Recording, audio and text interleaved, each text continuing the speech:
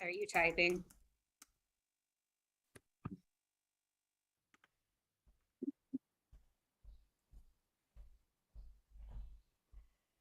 I hear typing.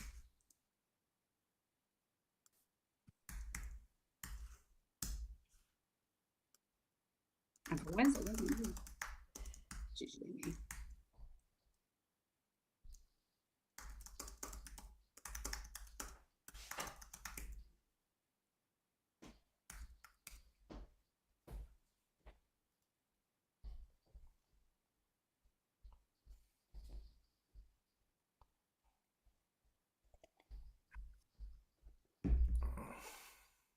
I mean, as soon as somebody's name is DJ Encore, you know it has to be good. Somebody requested an encore. I mean, I assume assumptions can be made.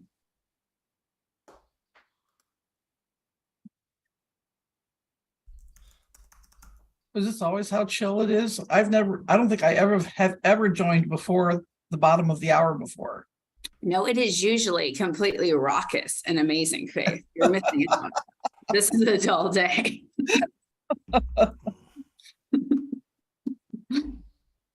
It's usually like full on. In the morning. Woo, woo. Maybe that's just in my office. Never mind. That may just be in my office. It's probably.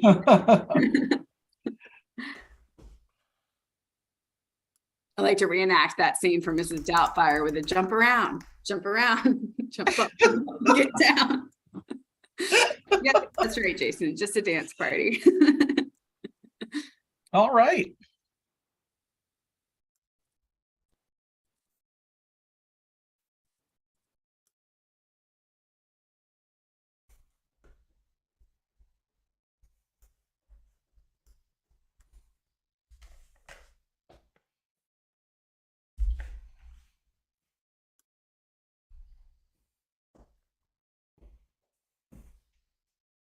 Jim.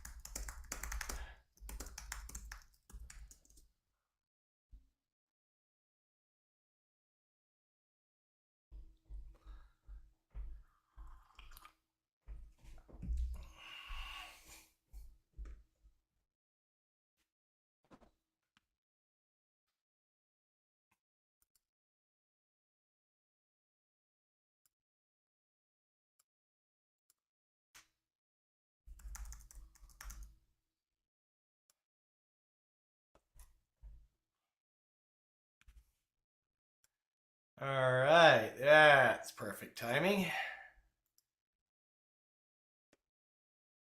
Okay, now we can all come off mute. I don't know about that. I was just getting good on my side. Yeah, well. Welcome back. Woo! Yay. Yeah. All right. All right, got just a few minutes. Boy, howdy, we're back from product camp. That was amazing. Indeed. Faith, sorry we missed you, but next time. I was feeling the FOMO. Yeah. Well, we were too when we had to take 2 of your sessions down off the wall. That was brutal. Well, yeah, I'm Sorry about that. Yeah, it's not your fault. I'm glad you submitted them. I'm just sorry you weren't there to do them. I really wanted to be there, but I'm glad that Jason's given me a chance to do one of them today. So I'm excited about it. Me too. Absolutely. I mean, Absolutely. I will have to miss part of it, but I will catch up later. You might not be that excited once we get to the wonky parts, but try to stay out of the weeds. It'll be fine. It'll be great. Hey, George, good morning. Good morning. Howdy. Anthony's back. How's it going, buddy? Hey, how's it going? Good to see you. So, Jim, while we're waiting on a few more people to jump in, product camp, big takeaway. What'd you learn? What'd you love? Oh my gosh, I really don't know where to start. Since this is my first one, I didn't have anything to compare it to. So, like I told you guys that night, it was the best one ever. Yeah, right. I tell you what, the biggest thing that I enjoyed were the things that you could argue maybe weren't true product management content. One was David's speaking piece, which I mean, I've been through half a dozen public speaking, courses and activities, but I learned something from everyone, and once again learned something great from David. That don't script, if you script it, you're screwed, I think is should be a bumper sticker or a quote somewhere. And then I attended a late session put on by Alex, I think West was her name, about art. Art, yes. And it was so different than anything I ever expected to encounter, but it really put an interesting idea in my head about teaching observation to people by using that as a tool. So I thought that was very, very interesting. And then it was a great crowd, I thought, a lot of great folks from, a lot of different businesses and industries, and fun to just meet people and, learn that while we all do things a little bit differently or do it in different places, we all deal with the same stuff day in and day out. Right. So a lot more in common than maybe we sometimes realize. That was good. Yes. It looked really good. I know I got some. I know Alex and I are going to get together virtually here in a few weeks. Alex and David, also from same group, and we will. I'm looking forward to kind of seeing what I missed. I didn't get to go into that session, but there were a couple of other good sessions going on as well. Holly was on a good panel at the same time on organizational development and organizational design for product teams. And how about you, George? What'd you pick up on Saturday? I want to throw a shout out to Jim for helping me get the whiteboards. He was great. We got that. I was glad we were able to get that down for everybody. So big shout out to Jim for helping me get that. I want to concur with Jim also. I thought David and especially John Mansour's talks were excellent. And I also was in Alex's art session with Jim, and I found that incredibly interesting. Just a different way of looking at things, and with no right answer.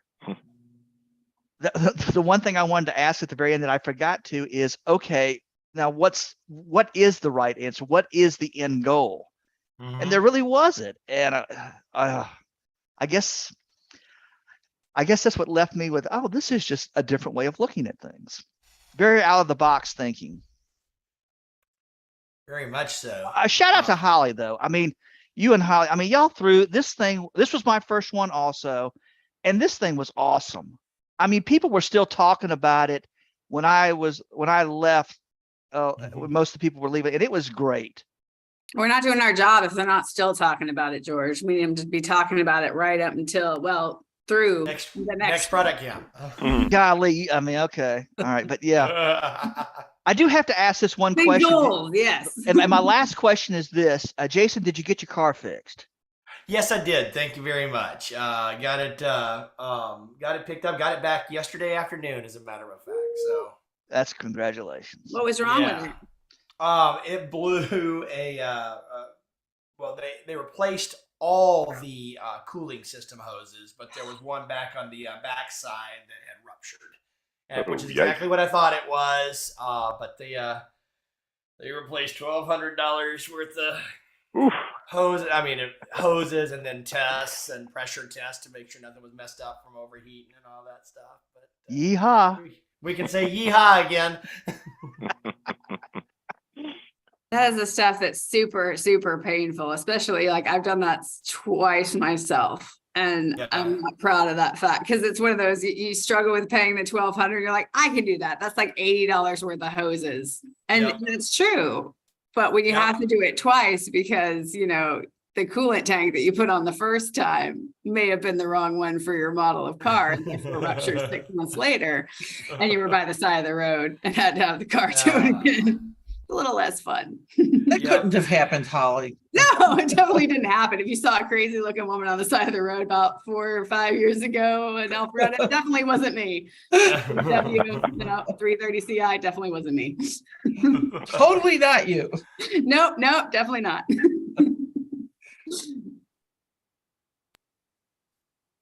Anthony, we missed you on Saturday. I know you had a lot going on, but tell me what has your attention right now. What's on your mind these days?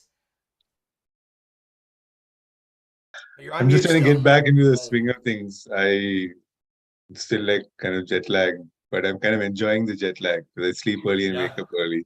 So it's way better than going that side and suffering jet lag where you fall asleep every 2 hours and you wake up and you're like, oh my God, what happened? I feel Where like did you go? I went to visit family back in India. So, it's like 20, 30 hours away. Yeah. Yeah, and you come back What- and then the quarter ends and you're just like trying to get your roadmap ready for November. What So part of what part of India is your family in? Yeah, we're from like the south. So I've only lived in the south there and the south here. So yeah, we're from like Kerala. So it's like all the way south. Coconut trees, charges. People go there for that tourism. The Southern boy through and through, from one end of the planet to the other. Yeah, I really missed product camp. I mean, we literally spent the Saturday doing grocery shopping for like 4 hours, and then like cleaning up the house for like another 3 hours. So tough. Yep. All right. Well, cool. Welcome home, or to this home. Welcome back. It's good to see you. Hey, Matt Gross, welcome back. How you doing, sir? Doing great. Hey, good morning, everybody. How are you guys? Good. Doing great. Good. For those who were at product camp, we're asking what you saw that got your attention, that you remember, that kind of was your big takeaway or favorites. And for those who weren't, we're asking just again, what has your attention right now? Which is obviously not having made it to product camp. That is correct. It's the only right answer. So, Matt, I'd love to hear yours. Oh, cool. Yeah, sorry, my internet was going in and out there. Okay. The in terms of no, I think I'm back, but if I drop out, that's what's going on. From the biggest thing to me at product camp, all the sessions are great. Can you guys hear me okay? Yes, we can now. Oh, okay, cool. I think the biggest thing at those events are always just sort of what other people are like the little bit of the time you have outside of the sessions, I always think is super valuable to me. Just whether it be talking through kind of where challenging on, what are they thinking about? That's always the most valuable. I'm sorry, I'm getting all sorts of messages. Yeah, the internet's unstable here. yeah, I'm gonna Yeah, drop you're and come definitely back. losing it again. You guys okay, are all right. We'll all see right, when I'll you be get back. All right, sounds good. All right, let's see here. Who else do we have here ready to say hello? Sanjay, why don't you say good morning to us? How are you? Good. How are you? Good morning, everyone. Good to see you again. Welcome back. Thanks. Yeah, I'm able to make product coffee now and again based on our work schedules. Excellent. Yeah, in terms of product camp, I unfortunately had to leave like at lunchtime. I had some other stuff to do in the afternoon, but I really did enjoy David's talk on presentation, and the session that I was able to attend was the legacy product session with Brandy. And that was pretty interesting because she laid out 3 scenarios, like all of which I've kind of gone through in my career. So it was nice to hear from other PMs on how they manage those scenarios and what the other options are and stuff. So that was cool. Very good. Well, welcome back. Thanks. Let's see here. We got Sue. Hey, we're sorry we missed you as well, Sue, but you want to jump in here and say hello and introduce yourself? Yes, good morning, Sue Burrick from Huntersville, see you again. actually. Yes, thank you. These 7:30 a.m.s are killer for me, Jason. It's worth it. Well, it is. And especially today, because I am giving a talk in November 12th in Orlando about environmental sustainability. So this is a perfect one for me to make sure I get my butt up and out and here. So it's becoming environmental sustainability is finally getting its due, that people are interested and want to hear about it and want to know what they can do to make it real. So I'm looking forward to this, but I'm really sorry I missed product camp. It's just a 4-hour drive when I had things back to back Friday night and Sunday morning, just wasn't going to make it. I'm sorry I missed it. I hope it went well. You had a good crowd. We did. Had a fantastic crowd. Had about 150 people show up. Excellent. In person, and stayed through the whole day too. We had a full slate of content and a lot of energy from start to finish, and maybe 1 or 2 more donuts than I should have had. Well, if you want to continue the product camp experience, if you take a little look at my background here, Carolina's chapter of PDMA is partnering with Product Camp RTP, the 29th, week and a half. Oh my. And it'll be online. So I'll drop that in the chat so you all can register for that. We only have a half day. We've got a great lineup of speakers. We've got 3 tracks, which means, I don't know, 12, 15 speakers, I think. And it should be very excellent. Again, free because it's product camp, but looks like some good content for you. Excellent. Yeah, I'm really excited about that. We did the big product camp online last year, and so this is going to be a really great follow-on to that. And for those who weren't able to make it to product camp, it's great content. It's a little bit more curated, I think, in that the sessions have been submitted, and they're the same types of sessions you'd see at product camp, but because of the limited time, instead of doing the voting like we're able to do when we're doing an in-person event, they're going ahead and the committee is selecting the sessions. But it looks like it's going to be a fantastic event as well. We'll also make sure we get that in the product camp newsletter and in the product coffee distribution as well, to make sure that for those who aren't here on the call live, if you're on YouTube or if you're on our mailing list, we'll get the information to you to make sure that you can get registered on that as well. So what Appreciate we're doing that. Thank you. It's been in the newsletter, and that's how I saw it, Jason. I'm really excited. I registered Sue. Awesome. I'm gonna see you guys there. Perfect. Cool. Awesome. Thank you. Perfect. I thought it was already in there. Just letting you know, I've seen it there. It's awesome. Well, You I guys are doing a would great imagine job you with would have the seen it newsletter. there. I imagine you would have seen it there. That newsletter is a great go-to place for like everything you need to know. It's really helpful It really is. for me personally. Clearly, Holly puts our newsletter together for us every couple of weeks, so she gets to, she definitely sees it first. So let's see here. So what we're doing here for the first few minutes, if you haven't been here before, we'd like you to introduce yourself. And if your camera's on, I'll try to get to you to ask you to say hello. And if you made it to Product Camp Atlanta this weekend, would love to hear what you took away, what got your attention at Product Camp. And if you didn't make it to Product Camp, what else has your attention? Do you have something to celebrate? Do you have a challenge that you're struggling with that you'd like to talk to some other product people about? We got a lot of smart people here. I'd love to jump in and help you out. So let's jump over and say hi to Holly Newman. Holly, welcome back.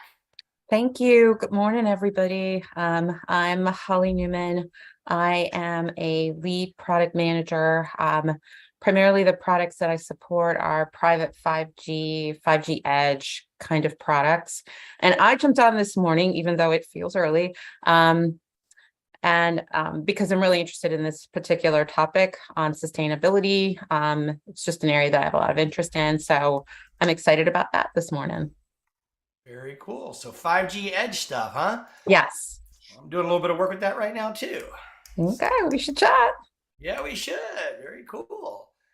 The anywho, so welcome back. Glad to have you here. Looking forward to and glad you're stoked about the topic. I am too. When Faith was sharing this the other day, it was or a few weeks ago, we were talking about the session that she was thinking about doing at Product Camp. And when she said she couldn't come, I was really disappointed. So I was like, please, would you just come do it at Product Coffee instead? So I think it's a really exciting topic that it doesn't get enough conversation in general. So we talk about what we can do as individuals. We talk about policy things, but we don't always talk about how in our everyday role, we can have an impact if we're thinking about things in a holistic way. And so I'm really excited about what Faith has to share with us today.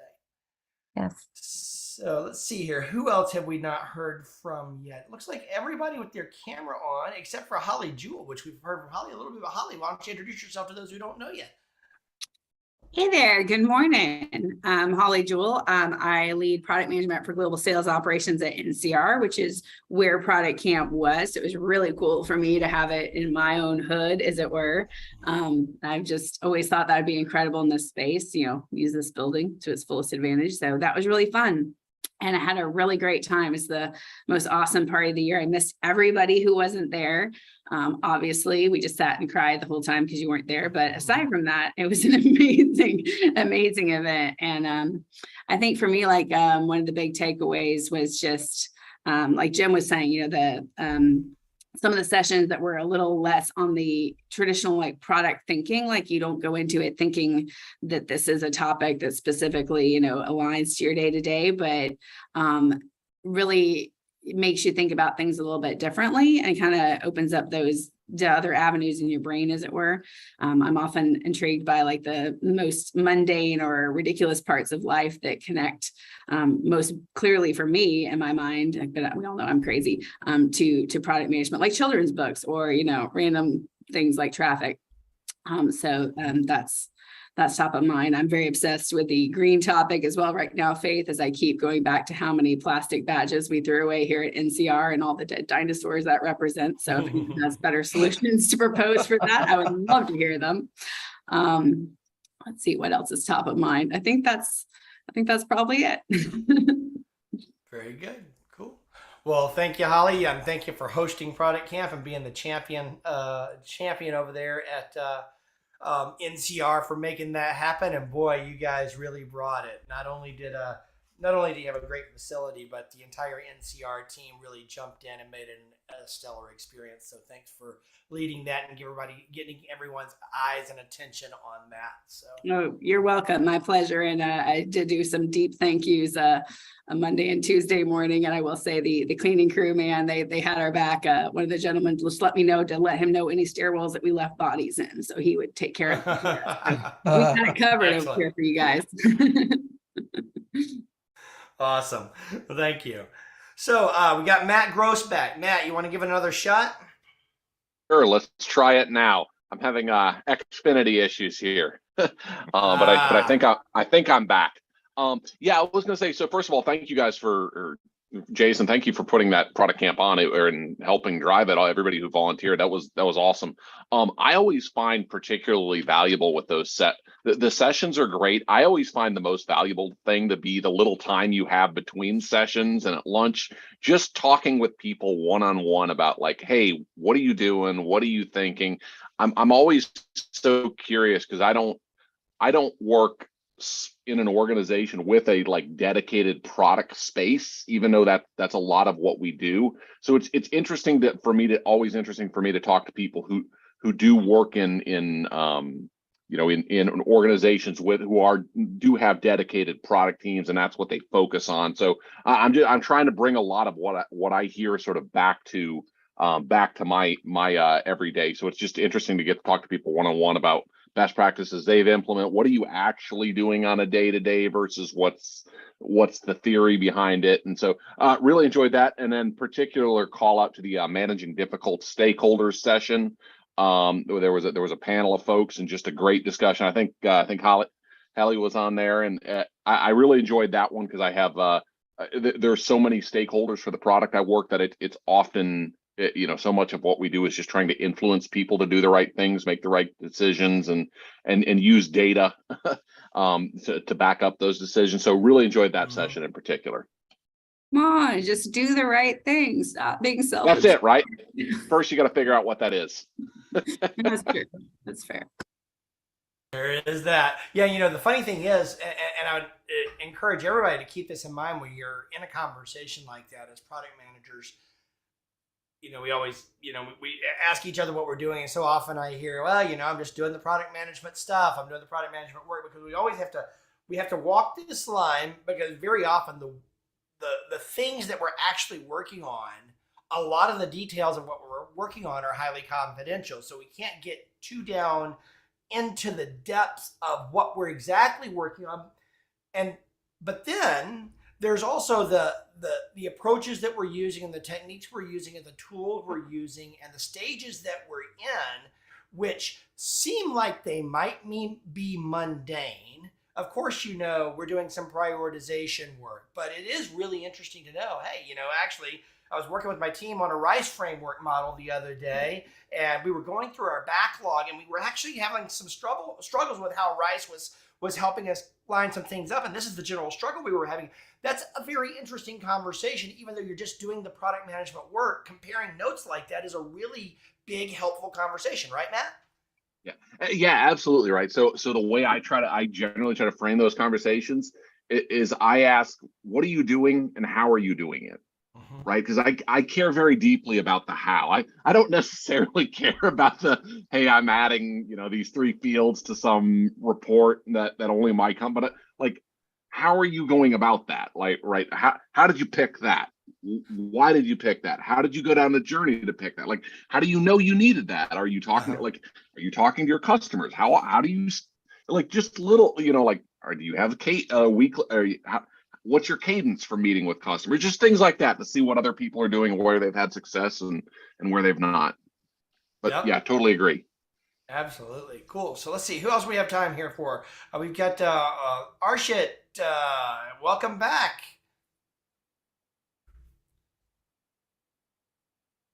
Want to jump in here and say hello and introduce yourself?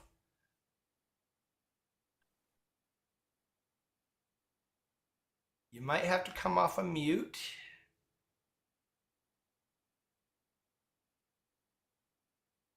All right. Well, let's jump over here then to, let's see here. I want to welcome, we got a few people here for the first time.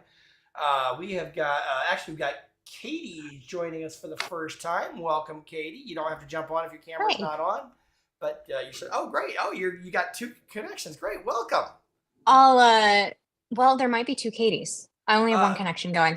You may not have been referring to me. Okay. I'm traveling today, so I'm running around packing, and that's why I'm gonna stay off camera for the most part. I apologize. But hi. A peer of mine from another company let me know about Product Coffee. I was looking at conferences this weekend and was found the Product Camp website on the day that it was happening. I was like, oh, darn it, next year. But I'm Katie Push. I lead product and user experience for a company called Cox2M. We're in the IoT space.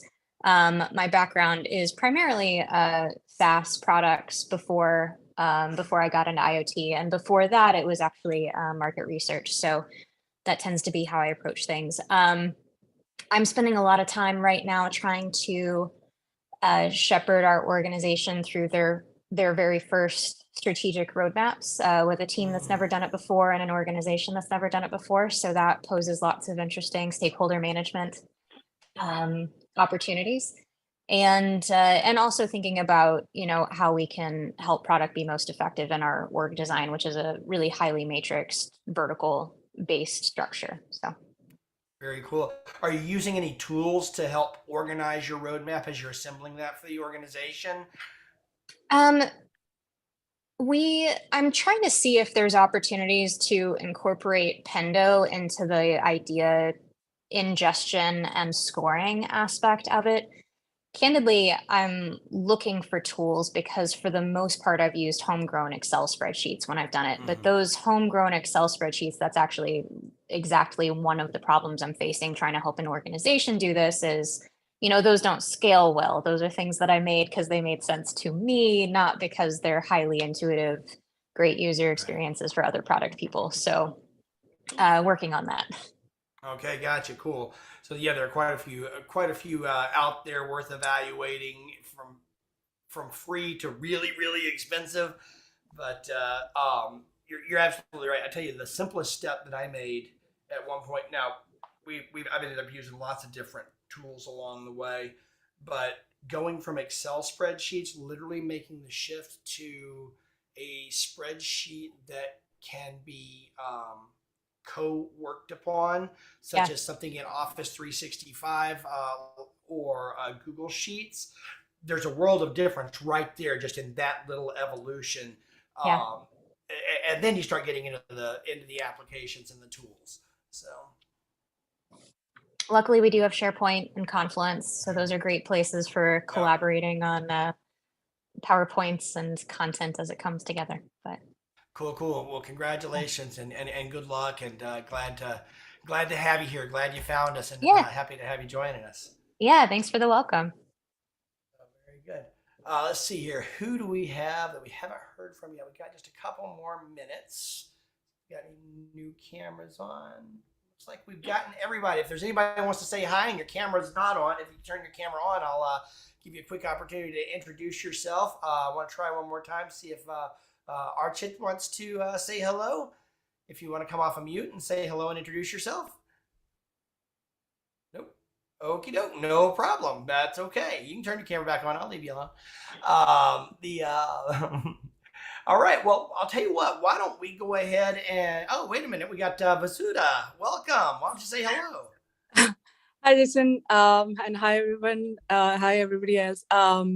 This was my second product camp, and the first time I was so overwhelmed to see so many product folks all together at one place, and that was my first time. And so this time I made sure I was on.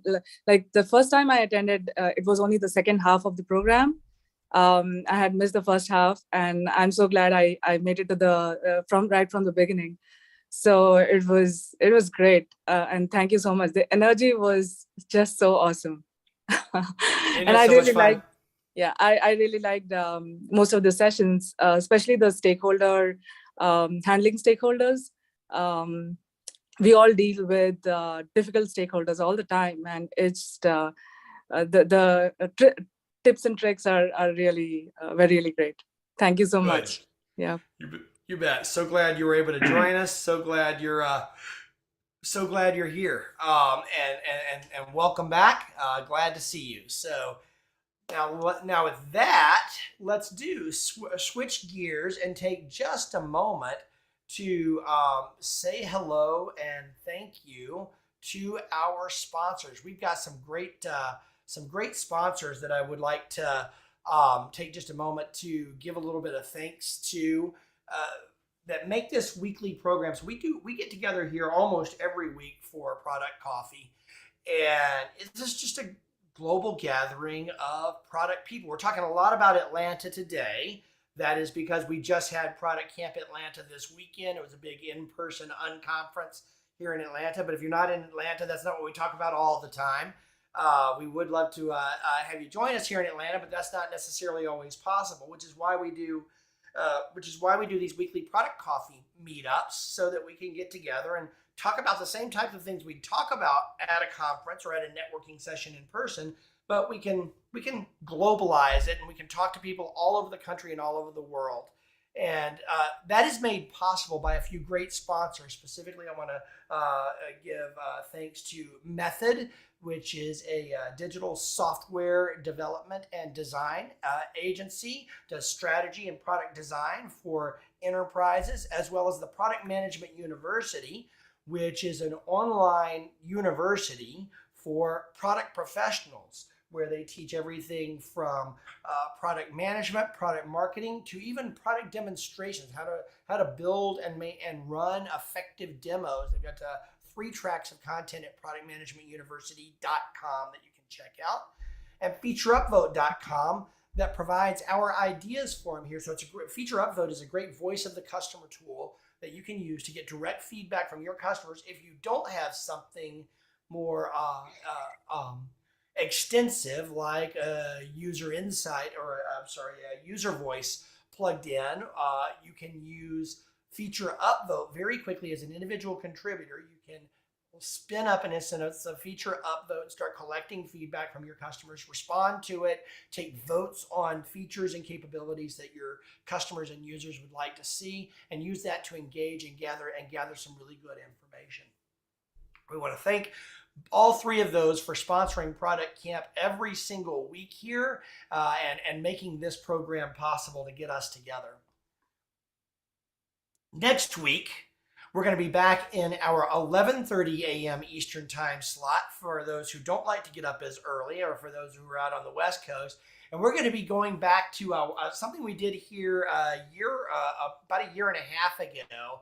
And we're going to be talking about our origin stories and hearing from people on Product Coffee how you got into product management. What was your path into this really cool career? What led you here? What do you love about it? And what advice do you have for people who are in this, who are in product management, getting into product management, new or just considering the path? It's a great fun.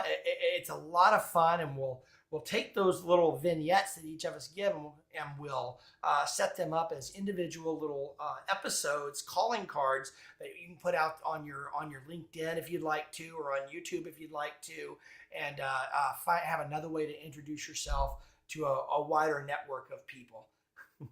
Anthony says he got bitten by a radioactive product management bug. You did get some superpowers, though, I'm pretty sure. You got some serious e-commerce prioritization skills. All right, so we're doing that next week. This week, we're going to be welcoming here in just a moment, we're going to have Faith Peterson join us. And Faith is one of our members from the Chicago area. And she had proposed a session for Product Camp Atlanta. And it was just such an exciting session. I asked her if she would also come do it at Product Coffee this week. And she's going to be talking with us and leading a discussion about green software, what that is, and how much we ought to care as product managers. It's going to be a great discussion, really leaning into some issues that we talk about from the political and the policy perspective and the science perspective all the time, but we very rarely actually talk about in our roles as product managers.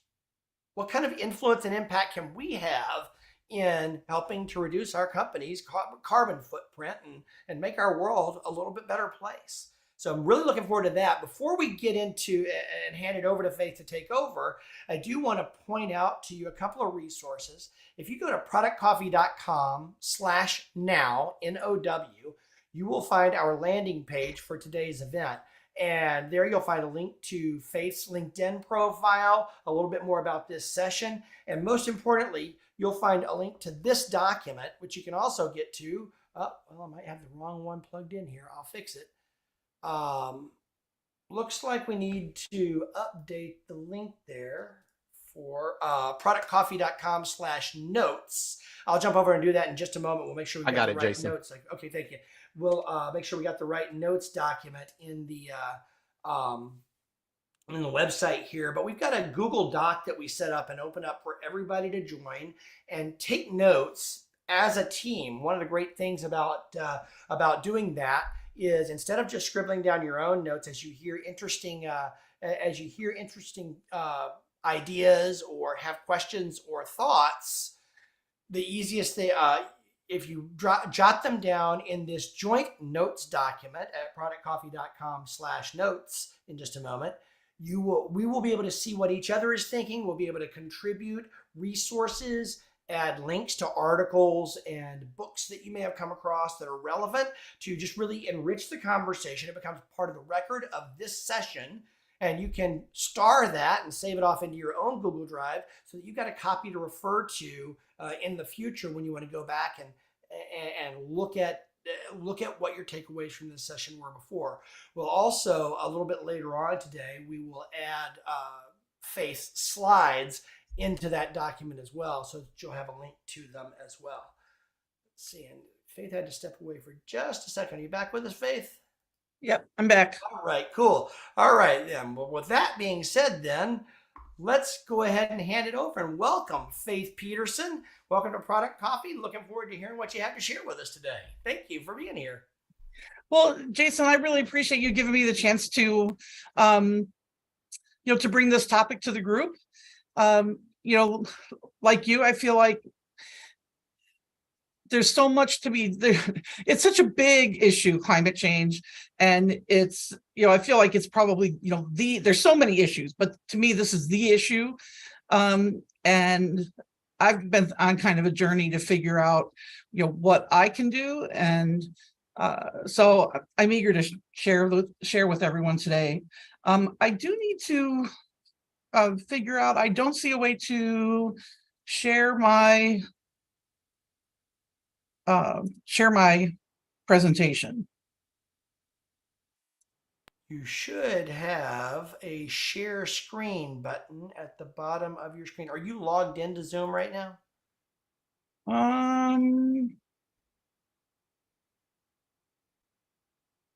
I am. Well, it is showing that you're able to share, but if you want to throw me a link to your Google Doc real quick, I will share for you. Okay.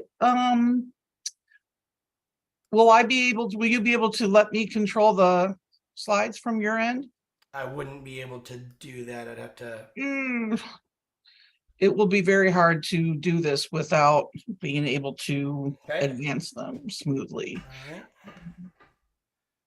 I wonder why I'm not showing that I have any. I'm looking right here, and you're able to. Let me try something, see if it helps. Give me 1 second here. Oh wait, now I see share screen. Now, okay, we've got it. All right, excellent. Okay, I think this is the view. There we go. You're on. Okay, and how is that for everybody? Good? Good. All right. And this is not the beginning.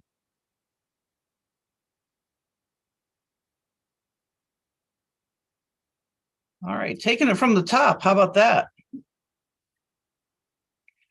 All right. So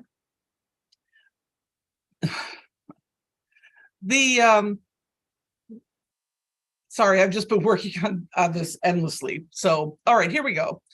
First, we're going to just start off with some general facts, I guess, about the carbon impact of the digital sector generally, internet and telecom, pretty dirty sector. We're going to move on from here to just go over some basics about sustainability that just so we're kind of all have a baseline.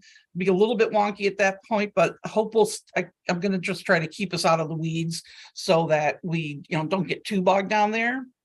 We'll look at a couple of real world examples of software that's already making some efforts to present some carbon aware or greener features. We'll talk about the business case to be made for green software, the general interest in the business community, and then some examples of ideas about what we can do as product managers that are kind of tied to different aspects of our product management work. And I hope to just kind of breeze through these fairly quickly, because I know there are some people in the meeting who have also an interest and experience and knowledge in the area of sustainability. So I'm looking forward to a lot of discussion once we, I hope that we'll kind of get to the end and maybe we'll spark some ideas for folks, and that we'll be able to really have some give and take once we, once we get to that point. So there's, it's kind of surprising. It surprised me when I started looking at how carbon is emitted just by cloud computing and by internet technologies generally. Data centers are a huge contributor, and in particular, cryptocurrency and crypto mining, is kind of notoriously dirty, just uses huge amounts of energy. But it's also an example of how changing the way you write software can change that equation. Ethereum Foundation recently just completely changed their approach to mining coin, and because of that, they have dramatically reduced the carbon costs and the energy use for that process. So yes, software uses a lot of energy. But we can also change the software in order to change that pattern of energy use. The kind of important thing, I think, or I guess the change in my thinking is realizing that there's a linkage between software and hardware. And so green software is not just the software, it's also kind of the physical devices that the software runs on. The way, the heavier and less efficient the software is, the more the hardware has to keep up. So that means maybe you're upgrading either your mobile device, or in the data center, you're updating servers more often. And that then, impacts sort of the physical goods life cycle. So in a sense, there isn't really a cloud, because the cloud is just kind of somebody else's computer.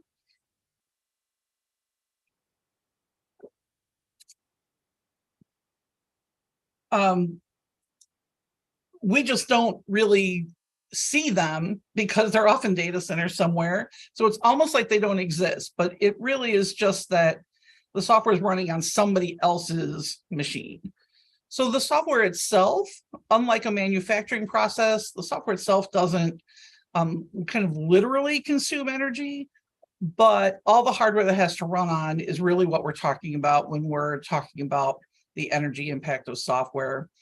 And that's where the way we develop the software and how we use it becomes that's really what we're talking about when we're talking about green software. It's everything kind of in the entire system, the data centers, the transmission networks, and all the end user devices, from laptops to phones to desktop devices, everything. And all that stuff has a life cycle.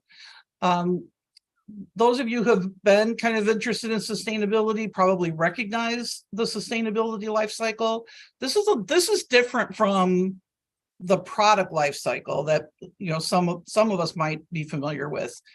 This is more about the entire lifespan, that a physical good, like let's say a phone, has from all the raw materials that have to be mined and collected and delivered to a manufacturing facility, the finished goods having to be distributed out, so it's all the logistics, all the shipping, then all the energy use while that phone is in your possession and you're making use of it.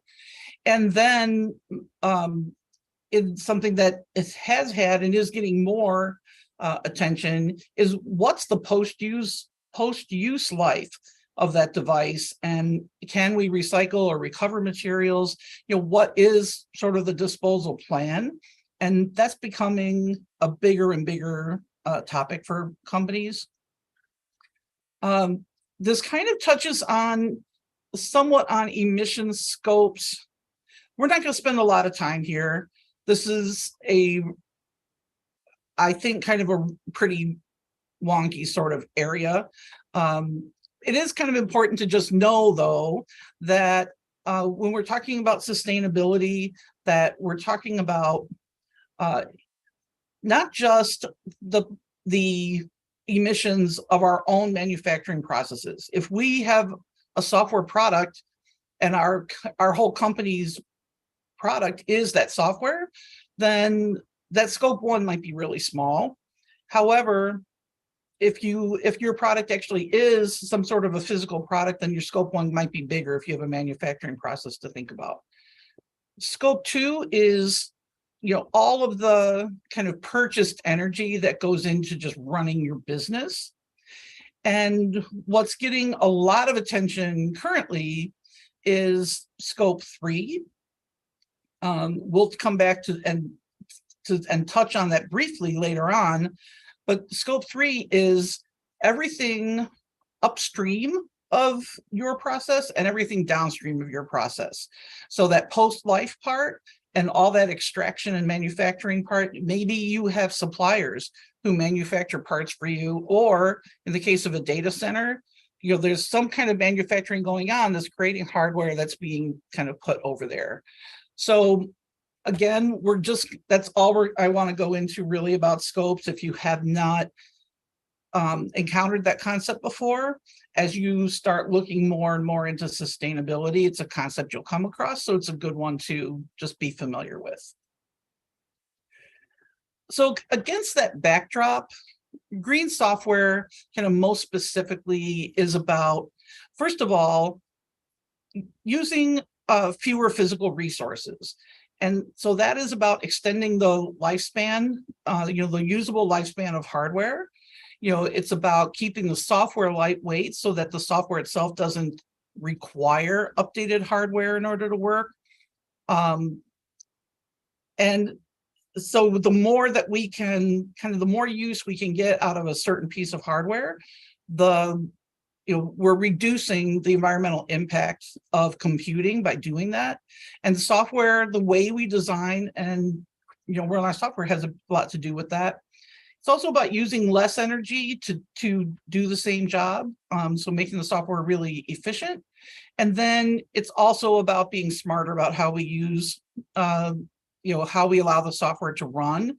And we kind of get over to this area of carbon awareness, which is about maybe location shifting or time shifting or making other adjustments in how our applications run based on what kind of energy is available, whether there's clean or renewable energy. And so there's this concept of carbon intensity that you'll run into, which has to do with, exactly that. 1 kilowatt hour of electricity produced by a coal plant has higher carbon intensity than that's a kilowatt hour that's produced by a solar farm. So from here on out, that's kind of what we're going to be focusing on in all the aspects of what we're going to discuss.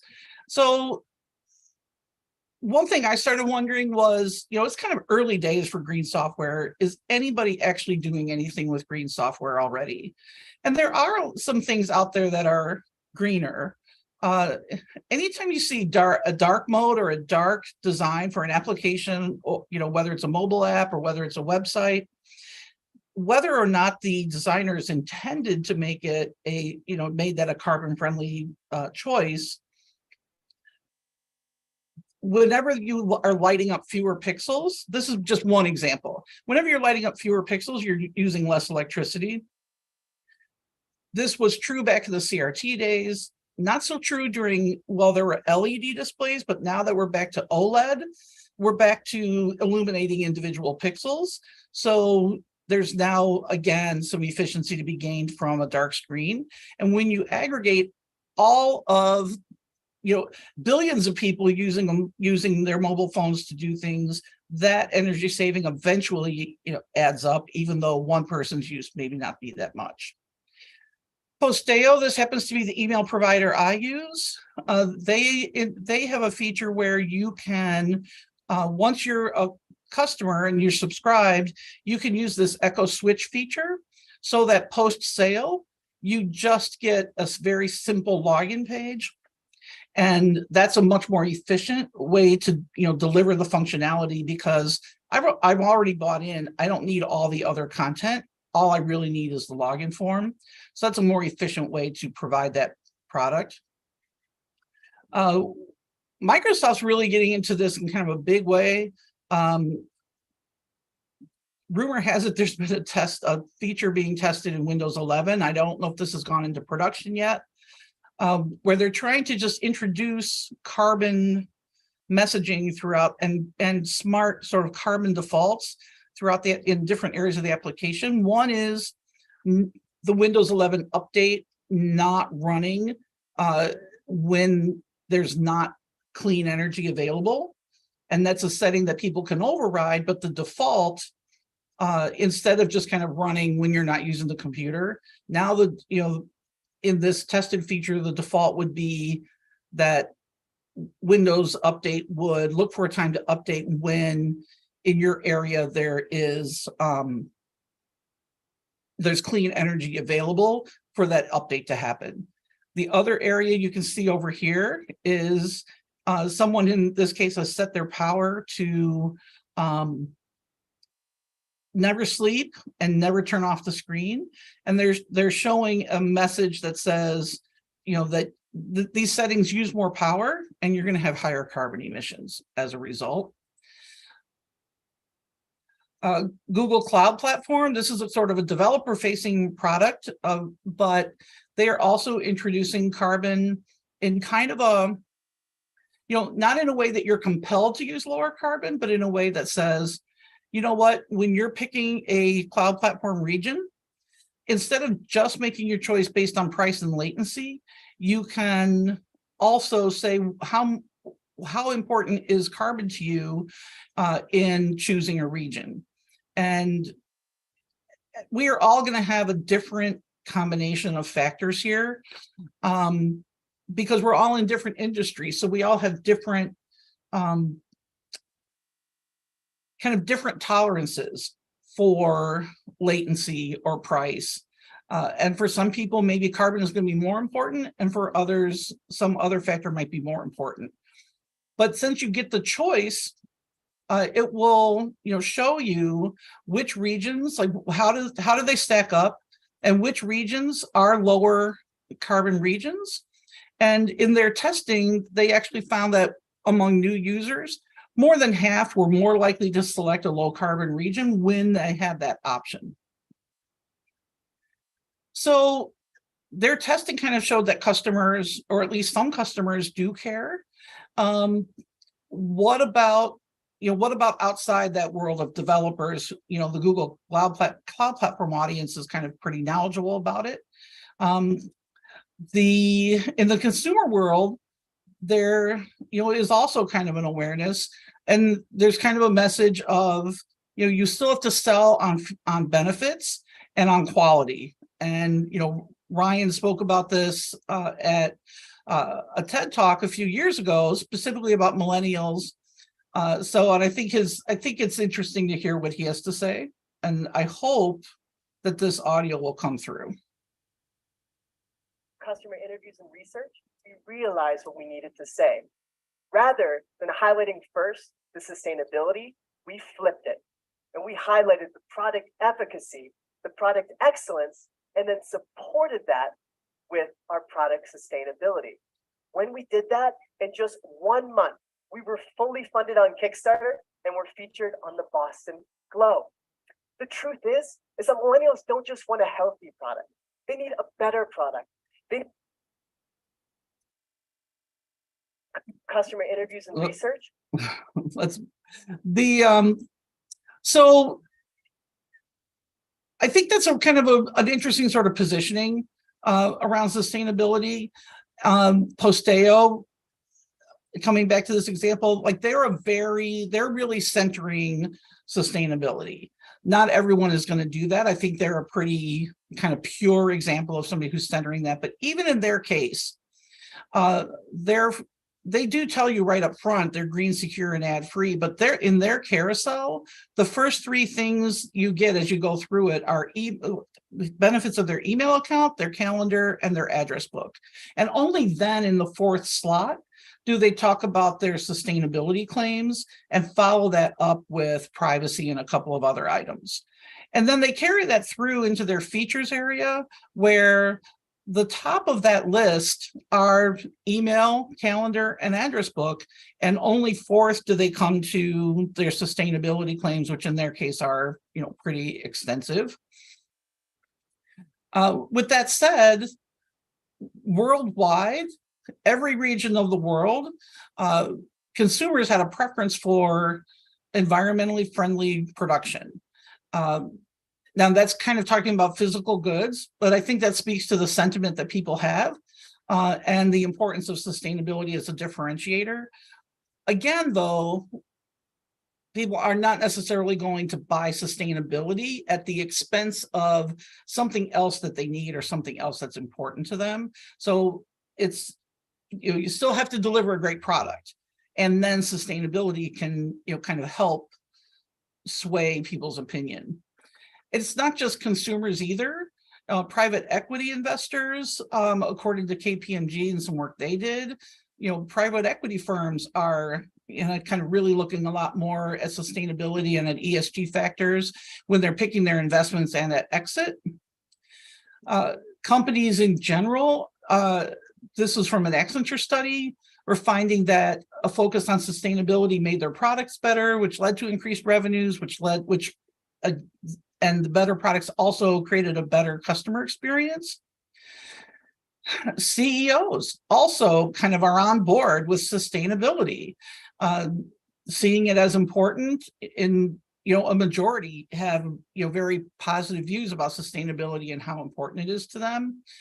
Investors are kind of having some really hard analysis of sustainability, going so far as to, characterize companies that are not using their resources efficiently and not paying attention to the regulatory environment as, not high quality companies.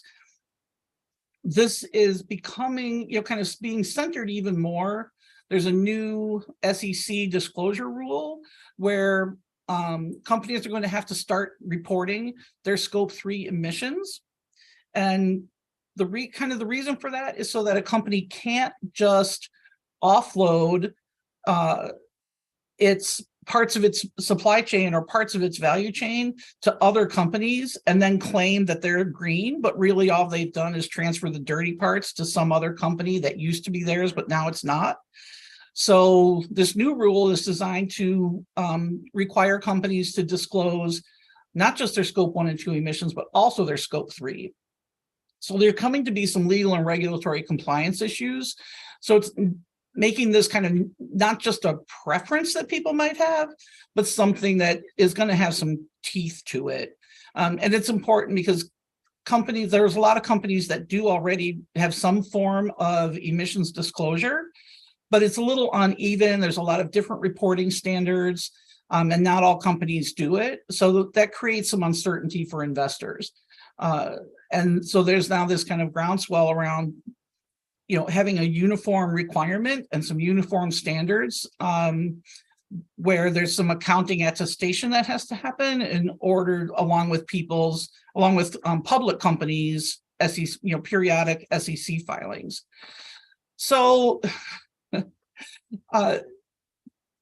unlike kind of maybe the sort of the crunchy granola past, where it was kind of, this is the right thing to do, there's some real money swirling around the issues of sustainability these days. One of the real rubs is, can we measure it? Is there a,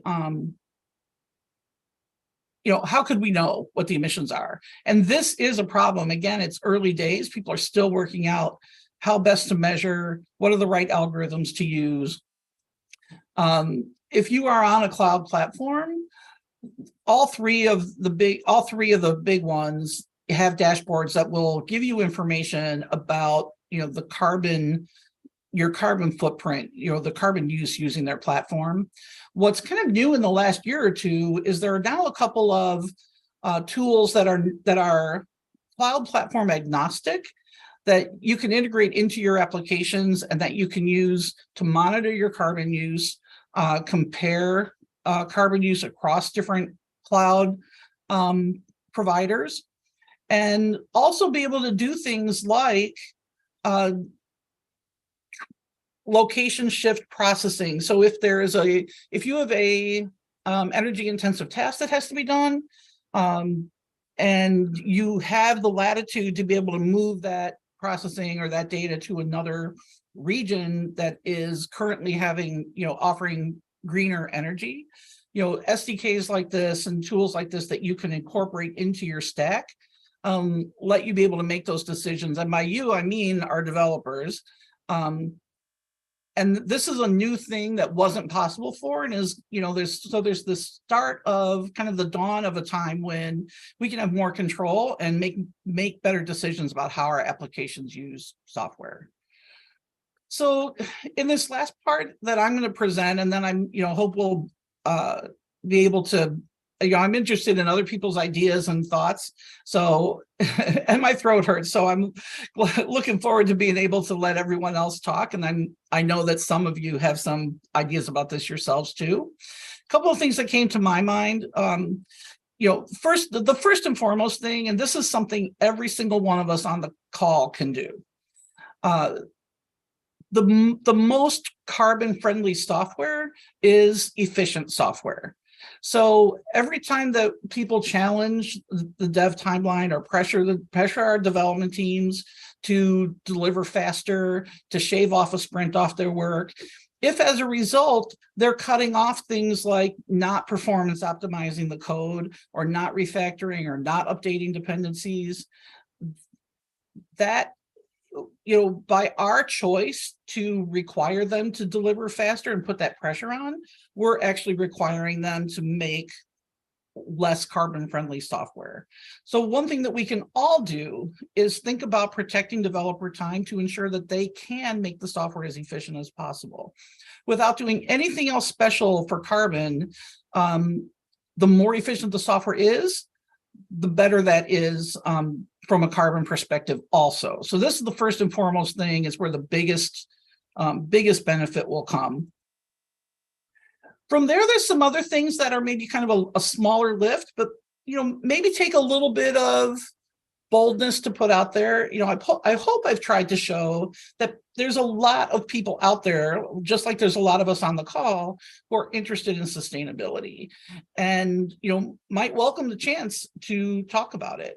So one thing that a lot of companies do is put out kind of guidance. How should you choose this kind of software? And we might do that because of course, we're going to engineer those questions to lead people to believe that our software is very effective. And when they ask other people those same questions, maybe our software is going to stack up pretty well. What would happen if, or what might it look like if we included, items in those checklists about, about carbon, and sort of educate our customers that they should be looking at carbon use when they, when they're evaluating software. What might happen if we kind of put that on the table? And this isn't a radical idea. Years ago in the supply chain world, in the procurement world, a guy named Carter put together, you'll see a lot, if you search for Carter's 10 C's, you'll see a lot of material on it. And one of the C's is clean, evaluate vendors on their sustainability. And so it's not a radical idea, and maybe a lot of us just don't do it. But what might it be like if we did open that conversation? There's a lot of different forms these checklists can take. I'm sure we've seen a lot of them. From Oracle has this kind of real formal downloadable checklist, to just maybe a post in the company's marketing site or in their blog that says, here's some things you should look at. Might be kind of a low lift and a low risk way to go out there and start to gauge interest and start to have that conversation. Our discovery process might be another place where we can kind of take this people don't stop being someone who cares about sustainability when they enter the office door. But a lot of people do have this kind of tension that is created between the fact that I may engage in behaviors that are kind of high carbon behaviors. I drive a truck or eat beef or whatever it is, but I might have low carbon desires. I really want to be, lead a more sustainable lifestyle. I really want everything I do to use less carbon. I don't necessarily stop having that desire just because I've gone to work. And so they used to call this attitude behavior gap, but in our world, that really amounts to an unmet need. There's some kind of an unmet need there. So what could it look like if we started in our discovery process asking people about how important sustainability or carbon reduction is when they're considering buying software? In the consumer world, it's a very direct relationship.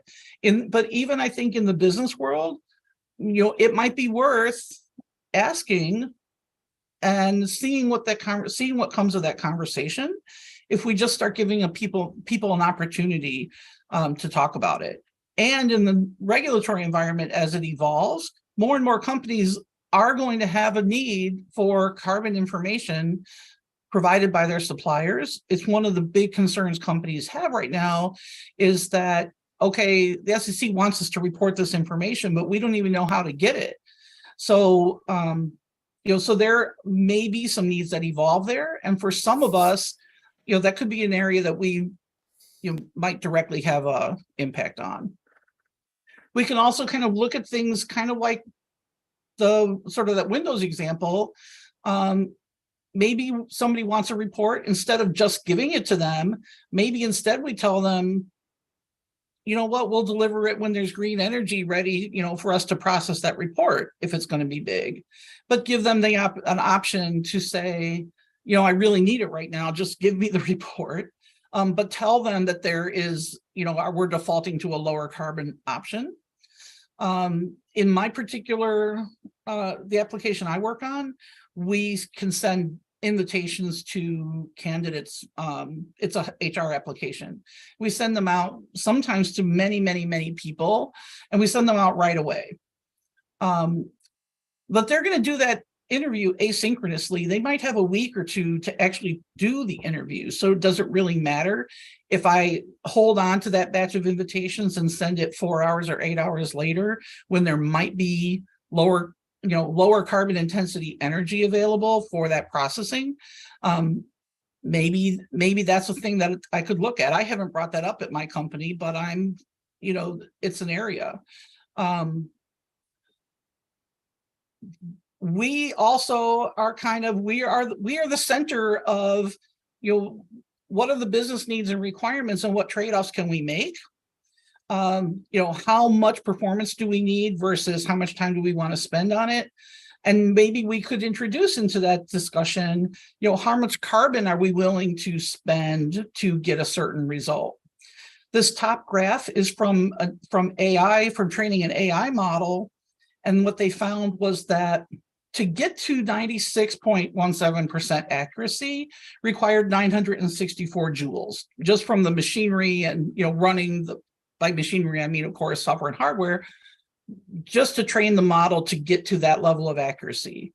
But then to get to the next level, to add 2.5% more accuracy, look at how much more is like 10 times the energy to get that 2.5%, 10 times what it took to get the first 96%.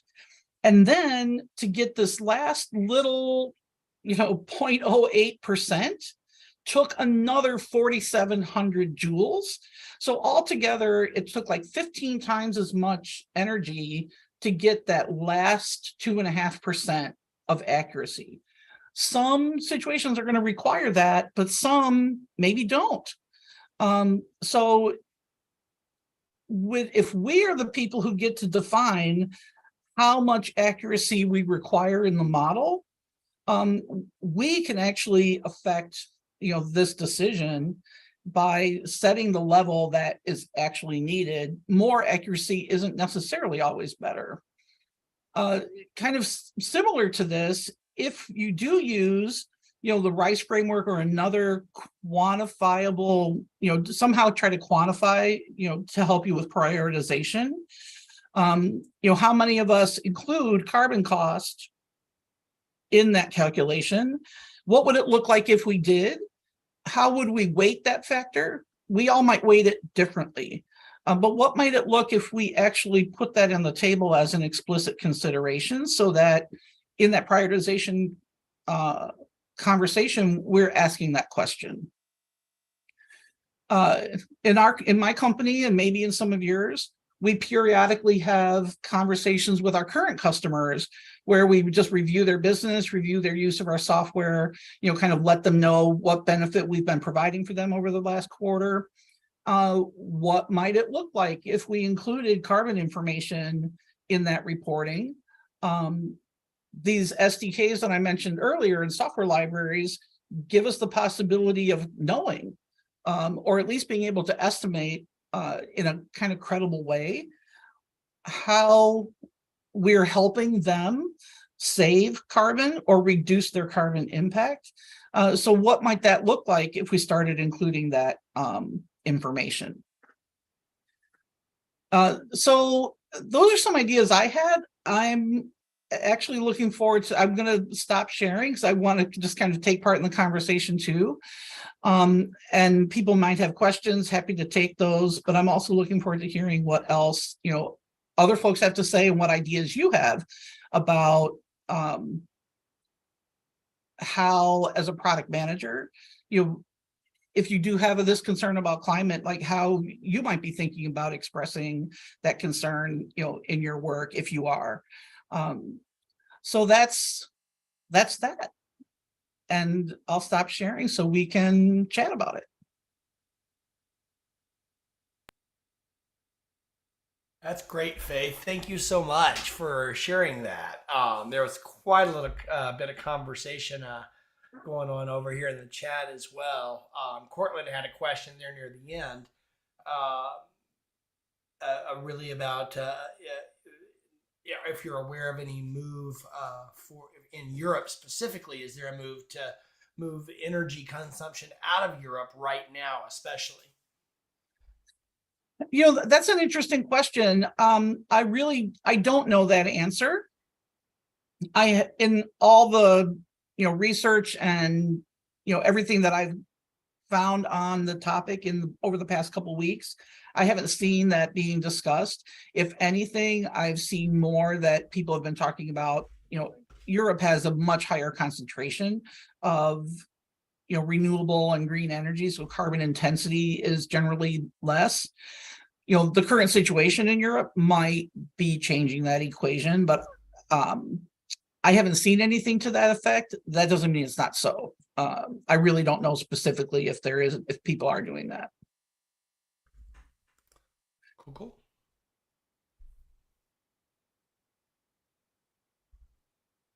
So Sue, I know you're planning to present on sustainability. I'm going to put you on the spot because I know you've been thinking about related topics. Yeah. So my focus is based on some research I did actually about 10 years ago when I was with Ingersoll Rand, and there was a diverse group of people working on this project. We were from different companies and we collaborated on it. And it was more about physical manufacturing because that's what all of us were involved in.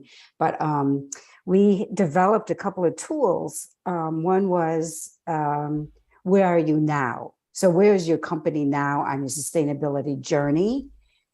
So we developed this maturity model. And so your company, and again, we were primarily with industrial manufacturing, not software, but I love being able to bring this whole software piece into it and how it can significantly impact the company and where it's going. So we developed where are you now, the maturity model, and then you can repeat and you can compare yourself against other companies. And then we developed a kind of a checklist as to compare various suppliers. So as you are looking at choosing which supplier you want to use in your process for your raw materials, simple plug it in, and we've got macros in there that'll tell you, again, compare 3 or 4 different ones, and based on these various questions, and decide whether you want to go with that one or that one, which one is better. And then finally, some questions and processes to add into your new product development process. So if you're using a standard stage gate type process, at gate 1, you have to understand and know these things. By the time you get to gate 2, you have to have done these other things. But before you launch, you have to verify that what you've designed in. And so basically what we're saying is you need to design it in the first place, just as you said. What are your goals? What does the consumer need? What are they looking for? And how can you make that happen within the expectations and guidelines of your financial performance requirements, what the company needs. Interestingly, one of the most important things, of course, is buy-in from upper management. And that is tougher than you might think, especially at the kind of traditional industrial companies. If you have a minute, I just have a real quick story. When I was at Stanley Black & Decker, we were, and this was 3 or 4 years, well, gosh, it might be 5 years ago now, goodness.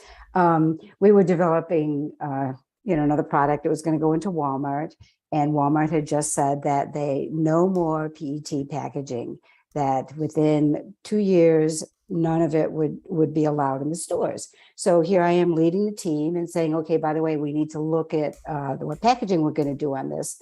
And the engineers said, it's not in my requirements document. It's not in my engineering best practices. I don't need to worry about it. I said, but you do need to worry about it because you're not going to be able to sell it, 2 years from now. You can sell it today, but by the time we launch it, you're going to have you're going to have to redo this packaging. And when they sent out the bids for packaging, they included PET as part of it. And it was not in their expectations in the requirements document that came from on high. So getting that communication from this is where the world is going, this is where our customer is going, to yes, it is important for the organization, for the company, from the CEO down, to incorporate that as soon as possible. Now they've come a long way, Stanley Black & Decker, as they have a whole new line of green products that you worked with Eastman Chemical for the plastics to have a renewable energy and renewable plastics involved in it, and eco-friendly packaging as well. But it's a really tough sell when the financial expectations are, less than 2-year payback and, ROIs of whatever, and no, you can't spend a penny more on the packaging, and it's going to get better later. It's a tough sell, getting much better, but there's a long way to go. And the software angle, I think, is a great add to it. I hadn't even thought of how extensive and expensive from an environmental standpoint. So that's where I am today. Hey, Faith, I'm curious. First of all, great presentation. I appreciate you doing that. That was awesome. I'm curious, in your research on this, did you find any examples on how sort of remote work and the stopping travel and working virtually really impacted that? I'm assuming it has a huge impact, but I've noticed over the past, particularly the past couple of years, where previously everybody, let's go jump on a plane to visit our customers. Let's go jump on a plane to have a conversation. Let's go. And obviously that there's been a major shift there, which I've got to believe has some sort of an impact, but I don't know that I could quantify or really know how that is. I'm just curious if you stumbled across anything on that topic. There is a little bit out there. There's not too much that's been rigorously quantified. Obviously, the more that everyone, is home, we're still using energy to power our laptops. We're using more telecom infrastructure because we're all on video calls all the time. However, we aren't commuting. A lot of people, though, are using public transit, which is a fairly, lower carbon, mode of transportation. The air travel is, that's a big thing, just not flying. And a lot of people are choosing to not fly because of it. The one thing I did see that was quantified was I saw a TED Talk where the presenter, it had a chart that was comparing in-person TED, the carbon cost of an in-person TED versus the carbon cost of a virtual TED. And the, in-person TED was like this, mostly because of all the travel of everyone coming to the TED Talk. And the virtual TED was like this because it was just the cost of people, connecting via Zoom or whatever. So there's a little bit out there. There is a benefit. I think people are, just like people are not sure how to account for carbon in general. Carbon accounting is just really in its infancy. So I think there's a lot of just, can we have confidence in the numbers? Do we really know how much the impact is? There's so many variables. But I think the sense is that it is, remote work, is less. The other thing this shines a light on, though, is like we're using more, the more we digitize in business or our personal life, the more we digitize and the more we electrify, we're kind of shifting a lot of the load into this more invisible kind of cloud computing area where it's less obvious. So making it visible is useful because it's growing. The footprint, carbon footprint of the whole sector is getting bigger, and it's going to keep getting bigger. So we have to be radically efficient in order to keep the carbon cost of our industry from outstripping the efficiency that we can accomplish.